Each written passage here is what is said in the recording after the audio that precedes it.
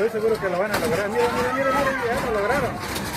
Se va a poner de peso, se va a poner de peso esto ahorita. Se va a poner de peso esto. Mire qué riesgo, qué peligro corremos nosotros como vecinos del fraccionamiento, qué peligro corremos. Vean, por Dios, véanlo, véanlo, véanlo, a ver qué va a pasar ahorita. Esto ya se volvió un pandemonium y nosotros en medio de la refriega. Véanlo, por Dios, véanlo, véanlo. Así las cosas, así las cosas.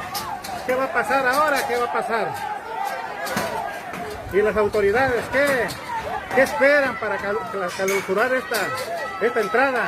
Que lo clausuren de una vez. ¿Qué esperan las autoridades? ¿Qué necedad? ¿Qué cerrazón? Esto es lo que hacía falta. Esto era lo que hacía falta. Ya está dándose, vean.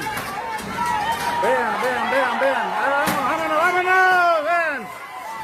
Véanlo, por Dios, véanlo. Esto no va a terminar en nada bueno. En nada bueno va a terminar esto, ¿eh?